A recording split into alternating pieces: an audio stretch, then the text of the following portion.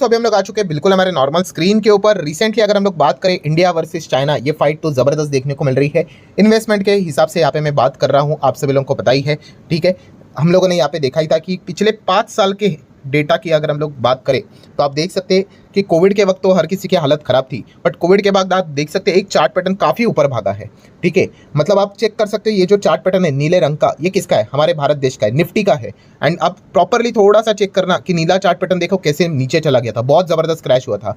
China में इतना crash नहीं हुआ था जितना कि हमारा मार्केट क्रैश हुआ था, बट रिकवरी देखिए हमारा मार्केट कहाँ से कहाँ चला गया। और चाइनीज मार्केट जो कोविड का वक्त इतना ज़्यादा गिरा नहीं, बट उतना ज़्यादा भागा भी नहीं। आप देख सकते हैं उनका चार्ट पैटर्न फ्लैट का फ्लैट ही रहा। और पिछले 5 साल के डेटा रिटर्न्स के हिसाब से अगर मैं आपके सामने रख दूं तो आप देख सकते हो निफ्टी ने 5 साल में नेट 97 और वीकेंड से डबल पैसा करके दिया हुआ है। वही चाइना का मार्केट आप देख सकते हो 15% के नेट रिटर्न्स दिखाते हुए देखने को मिल रहा है। वो भी जब आप सभी लोगों को पता है वो स्टिमुलस पैकेज अनाउंस हुआ, बॉटम से वो 40% भागा तभी, वरना आप 5 साल के रिटर्न्स देखते ना तो ये नेगेटिव 10 to 15% के रिटर्न्स नजर आ रहे थे। इतनी हालत वहाँ पे खराब देखने को मिल रही थी। अगर मैं थोड़ा सा 6 महीने का डेटा आपके सामने रख दूं तो आप यहाँ पे अभी चेक कर सकते हो कि कैसा चाइनीज मार्केट चल रहा था। ये देखो पूरा का पूरा नीचे माइनस में हम लोग को चलते हुए देखने को मिल रहा था। पिछले 6 मंथ में भी -15 चल रहा था, हमारा मार्केट आप देख सकते हैं +15 चल रहा था। ठीक है, एंड बाद में क्या हो गया? यस, यही पे वो जो टाइम था स्टिमुलस पैकेज अनाउंस हुआ जहाँ से हमारे बाजार से पैसा निकलना स्टार्ट हुआ और उनके मार्केट में पैसा आना स्टार्ट हुआ, और बॉटम से वो 30-40% भाग गए और हम टॉप से नेट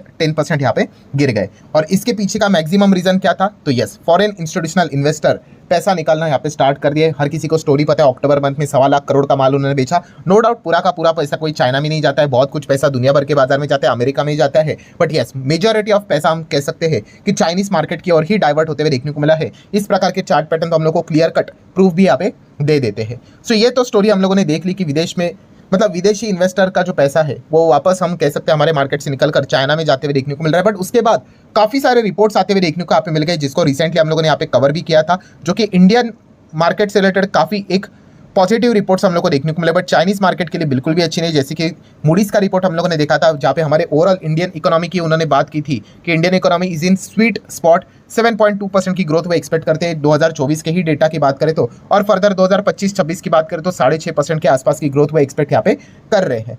देन अगर हम लोग यहाँ पे बात करें CLSA की रिपोर्ट ने तो एकदम ही अलग लेवल की ही पॉजिटिविटी भरकर यहाँ पे रख दी। जैसे कि उन्होंने यहाँ पे बता दिया कि CLSA cut weight on China, and उसी के साथ साथ उन्होंने इंडिया का वेट यहाँ पे बढ़ा दिया। एंड उसके पीछे का रीज़न उन्होंने बता दिया कि भाई ट्रंप आ चुके हैं, एंड इसी चीज़ के चलते ट्रेड वॉर तो चाइना के साथ आज नहीं तो कल वो स्टार्ट करेंगे, तो वहाँ पे पैसा अटक जाएगा। तो इससे बेटर ऑप्शन है कि चाइना के बदले इंडिया में पैसा जाएगा तो ठीक रहेगा। एंड उन्होंने अलोकेशन भी कितना कर दिया, 20% ओवरवेट के साथ कि पैसा लगाओ तो इंडिया पे लगाओ, एकदम ओवरवेट करके लगा दो। और रीज़न बार बार उन्होंने वही दिया है कि भाई ट्रंप के चलते। ठीक है, तो ये बार बार यू टर्न भी लेते रहते हैं। बीच में उन्होंने रिपोर्ट निकाली थी कि चाइना का मार्केट काफ़ी अट्रैक्टिव है, जो कि नीचे से उन्होंने 40-50% के रिटर्न भी उनको मिल गए। एंड वापस अभी उनकी रिटर्न मतलब जो रिपोर्ट है वो एक और यू टर्न लगाती हुए देखने को मिल रही है, जो कि इंडिया के ऊपर वापस वो बेट लगाने की बात यहाँ पे कर रहे हैं। तो एक पॉजिटिव माहौल वापस हम लोग को क्रिएट होते हुए देखने को यहाँ पे मिल चुका है। अभी इसके बाद और 2 बड़े ब्रोकरेजेस कह सकते हो, रेटिंग एजेंसीज कह सकते हो विदेशी, उन्होंने इंडिया से रिलेटेड रिपोर्ट यहाँ पे सामने निकाली हुई है,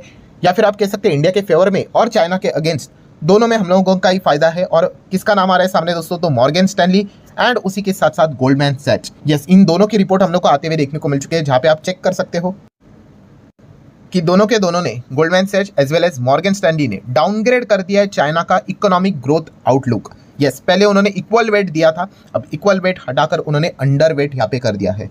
सो डेफिनेटली मतलब वो कह रहे हैं कि चाइना में अभी पैसा लगाने से मतलब बचना चाहिए, ये गोल्डमैन सैच्स एंड मॉर्गन स्टैनली का ये मानना है। ठीक है, और उन्होंने ऐसा क्यों बोला है? जो ग्रोथ है, इकोनॉमिक ग्रोथ है, वो इतनी कुछ खास देखने को यहाँ पे नहीं मिलेगी। ठीक है, मॉर्गन स्टैनली की कुछ दिनों पहले ही एक रिपोर्ट भी यहाँ पे निकल कर आई थी। ठीक है, जहाँ पे उन्होंने वापस इंडिया के ऊपर ही पॉजिटिव पॉइंट्स यहाँ पे रखे हुए थे कि एशिया में अच्छी ग्रोथ हम लोग को देखने को मिलेगी और उसको इंडिया लीड करेगा।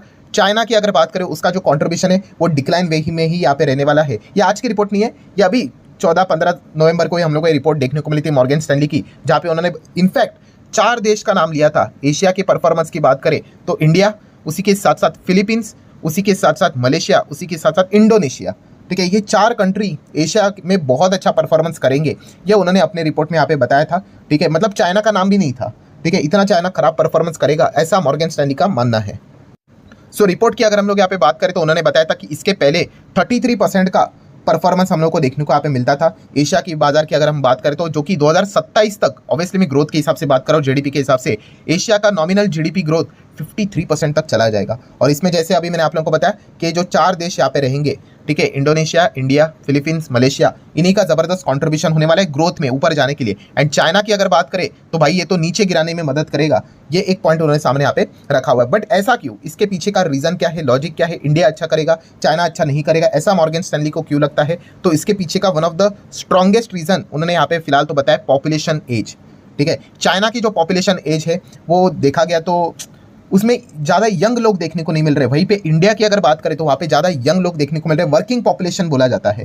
ठीक है, सो जो रहता है ना कि 20 से लेकर 60 के बीच में जो रहते हैं यंग पॉपुलेशन, वो हमारी ज़्यादा है। चाइना की अगर बात करें तो वहाँ पे ज़्यादा एजेड लोग हम लोग को देखने को मिल रहे हैं, वो उतने स्पेस के साथ काम करते हुए देखने को नहीं मिलेंगे। ये one of the strongest reason Morgan Stanley ने अपने रिपोर्ट में यहाँ पे बताया था। एंड और भी बहुत सारी चीज़ें, पोटेंशियल है, ये है, वो है, बट ये एक पॉइंट उन्होंने अपने रिपोर्ट में मेंशन यहाँ पे किया है। एंड इसीलिए वो बता रहे कि लॉन्ग टर्म में अगर आपको खेल खेलना है तो इंडिया के ऊपर दाव लगाना चाहिए रेदर देन चाइना।